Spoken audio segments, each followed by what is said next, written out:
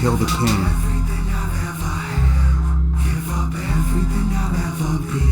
Throughout my life I've done the illest things. To pay that price I gotta kill the king. Give up everything you've ever had. Give up everything you'll ever be. What's up, folks? Chat House here this Friday. We about to talk about... Yeah, sorry about that, folks. Yeah, that was Kill the King by Sadistik.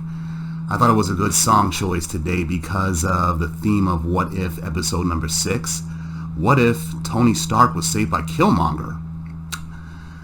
Anyway, what's it called? The point of divergence in this timeline is the first Iron Man film. Yeah, see, in Afghanistan, Tony Stark's military convoy, it's ambushed by the Ten Rings, right? And he's saved by, who is he saved by?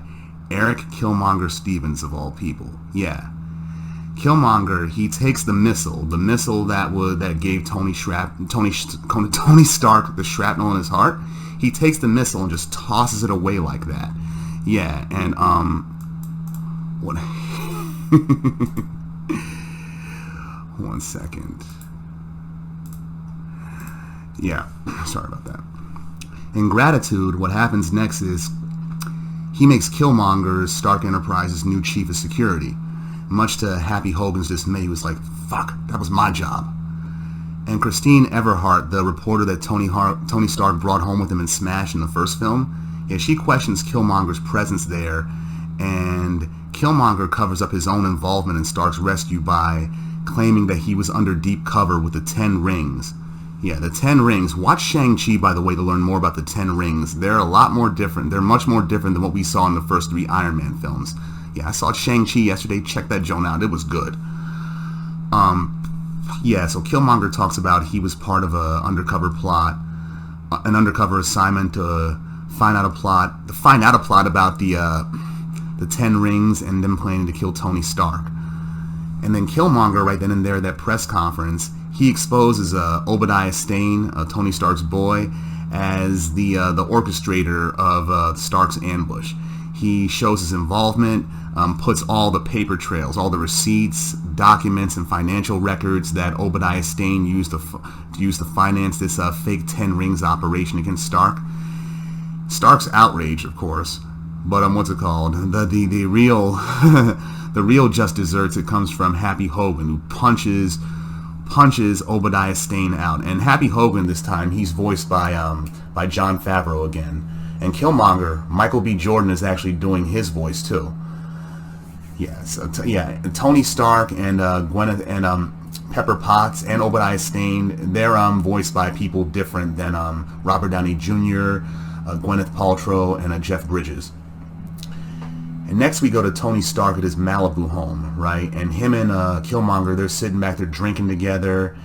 Yeah, he wants Killmonger by his side 24/7 as his personal chief of operations, replacing Obadiah Stane.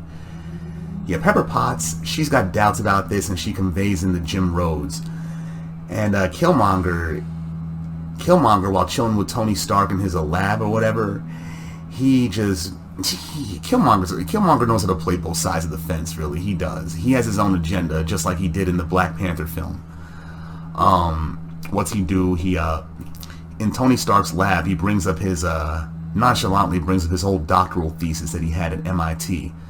Yeah, a doctoral thesis about a combat drone that didn't need any human input. Basically, it's like Skynet's Terminators. Human decisions are removed from defense or removed from operations for it. So Stark, in gratitude again, he wants to help Killmonger build his humanoid combat drone. But the problem is they need an energy source in order to sustain it. So Killmonger suggests they use vibranium and shows him his father's ring. He still carries N'Jobu's ring on him in this reality too. Yeah, the drones, the prototype name for them that Killmonger had were Liberator, and that's what they become after they get put in production as well. Yeah, so and also Jarvis, he controls the drones. They make it so that Jarvis controls the drones. And another thing with Killmonger rescuing Tony Stark in this reality, Iron Man never happened. War Machine never happened. The Ironmonger that Obadiah Stane that he was The armor that he was using, that never happened either. No Avengers, they didn't happen either. So this Liberator drone army is like the closest thing we got to it, even though it's military controlled and militarily applied.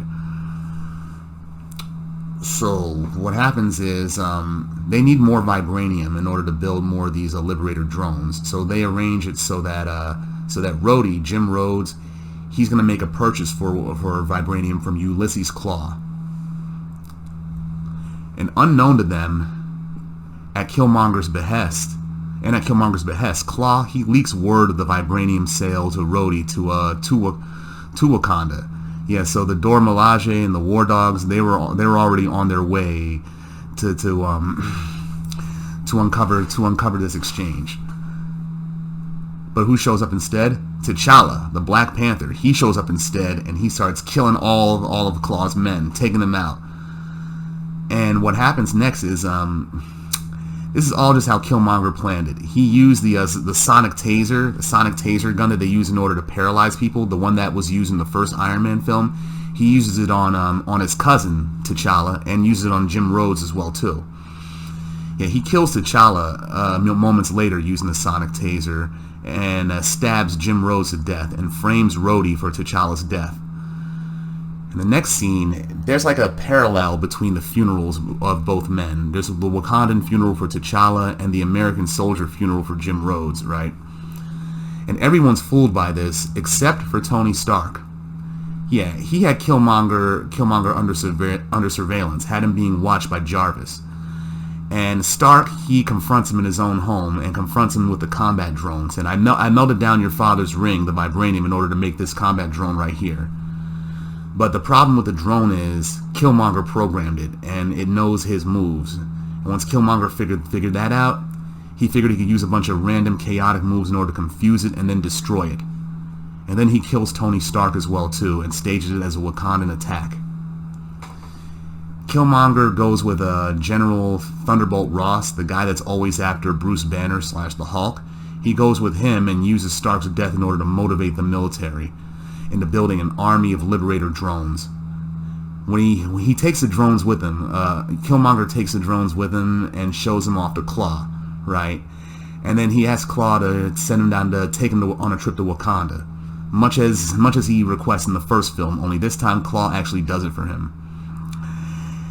Yeah, once he's at Wakanda, or at the holographic gates that they use to disguise their country, yeah, Killmonger, he kills Klaue, drags his body into the Wakandan desert and presents him to the Dora Milaje and reveals his identity to them as, I am N'Jadaka, the son of Prince N'Jobu, and reveals his vibranium lip tattoo as well. What happens next is he introduces himself to his estranged family in Wakanda. Of course, only person that knows the truth about him is T'Chaka. Yeah, if you remember in the Black Panther film, T'Chaka killed Killmonger's father in Oakland. His father, N'Jobu, killed him with the Panther Claws, and I'm sure this version of Killmonger, he knows that too. But he's playing them just so he can ingratiate himself with his family. Of course, his wife, T'Chaka's wife, Ramonda, who's voiced by Angela Bassett, and the daughter, Shuri, who's not voiced by Letitia Wright, they view Killmonger with rightful suspicion. What happens next is General Ross, he sends the Liberator drones, the completed Liberator drone army to Wakanda for retaliation for the murders of Rhodes and Tony Stark. Killmonger is sneaky. He suggests to the Wakandan Council, to his uncle T'Chaka, he suggests that they allow the drones into Wakanda because once they're inside, they'll be cut off from Jarvis and therefore be basically billion-dollar paperweights. But once they finally get back in and everybody thinks everything's all good, thank you N'Jadaka, thank you Killmonger for saving us. But Killmonger discreetly presses a button, right, to turn the drones back on, and then he blames it on Tony Stark. From the way this looks, the Wakandans don't know that Tony Stark is dead, so he blames the Liberators as being Stark's design. So Killmonger, in order to maintain his cover, he leads the Wakandan army into successfully defeating and destroying all the drones. In the aftermath, Killmonger gets to see the sunset that his father, N'Jobu, always told him about. It's talking about it surpasses his expectations. And he pledges his loyalty to Wakanda out of the side of his mouth, like, yeah, whatever. And his uncle as well, too. And persuades his uncle to give him the heart-shaped herb to make him the next Black Panther. He does so, and he goes to the ancestral plane, where he's warned by T'Challa's spirit that you stole this power. And stolen power is not good for anybody, on your plane or for ours. So the United States, what they're planning on doing next is they're preparing to eradicate Wakanda. And Pepper Potts does not like this at all. Like, how you gonna blow away a country off a map that most Americans can't even find off a map? And Ross is like, after tomorrow, they won't need to. But she goes in her office and finds Shuri there. Shuri, she's a genius too, and she informs Pepper Potts that Killmonger was the one who was behind Tony Stark's death, as well as Jim Rhodes and T'Challa. She informs Pepper of Killmonger's deceptions before proposing that they work together to expose the truth. Yeah, man, this episode right here, dude, it's what every Killmonger fan, everybody was a fan of Killmonger, they finally get their wet dream with this episode, I think. Yeah, and plus they used a lot of the same music that was in the Black Panther movie and the soundtrack, especially when it was Killmonger's theme. And also, this could potentially lead into a Black Panther sequel, I think. I mean, the sequel's already coming out, but this could lead into a potential plot for it. I mean, people who were fans of Killmonger, the MCU, the writers of the MCU, they could say that they could pull a multiversal variant of Killmonger and use that as a reason for his return. But I don't know. Personally, I'm hoping they stick with the whole idea of the kingdom of Wakanda against the kingdom of Atlantis, and hopefully they bring my man Namor, the Submariner, back there. And Killmonger, like I said earlier, he's a sneaky dude. I mean, he was undercover the whole time with his own agenda, playing both sides of the fence. And what he does in Wakanda, he ingratiates himself with his estranged family and, brings the drones into Wakanda and then turns them back on. He's going to destabilize. It's part of his training as a CIA operative. Like they said in the first Black Panther film, he destabilizes foreign governments by infiltrating them. And in this reality, Killmonger's history and his goals, they remain the same. Only now, he can actually get his revenge on his uncle, who was directly responsible for the death of his father. Yeah. They should have also had his Uncle James in here. You know, Zuri, whose older version was played by Forrest Whitaker in the first Black Panther film. Yeah, they should have had him here too. And obviously, T'Chaka does not know that Killmonger knows that he killed his father.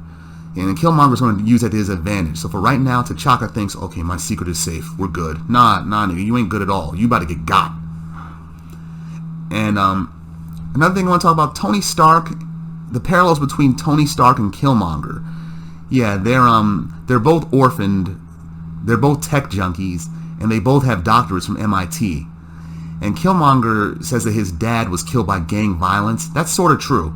I mean, the gang that killed his father was basically his estranged, xenophobic Wakandan family. So yeah, so Killmonger was telling the truth from a certain point of view, as they would say in Star Wars. And also, it's interesting to note that when Killmonger becomes the Black Panther and takes the heart-shaped herb, his ancestral plane, the representative reality on the ancestral plane for him, it's not the apartment in Oakland that he grew up in. It's the purple savanna, Lion King environment that T'Challa would often go to when he would go to the ancestral plane. So yeah, I mean, Killmonger, which shows that this version of Killmonger, his worldview is a lot more wider than those narrow walls of that apartment that his father raised him in. Also, what happened is Stark, he doesn't, when he's rescued by Killmonger in Afghanistan and has that press conference, he doesn't shut down the weapons branch of Stark Enterprises like he originally does. Instead, basically he enhances it, said we got to make better weapons in order to protect American soldiers. And another thing to mention is that when Killmonger shows Tony Stark the original design he had for the Liberator, Stark is like, bold design choice. And then Killmonger's like, what? I like anime.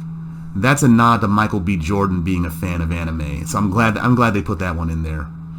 Yeah, this episode, I did like this episode. it was definitely, it was almost like a Black Panther sequel in spirit. But other than that though, it's I say it's on par with the episode that they had about who killed off the Avengers. You know, the Who Done It episode. They're doing good things with What If. I can't wait to what see next.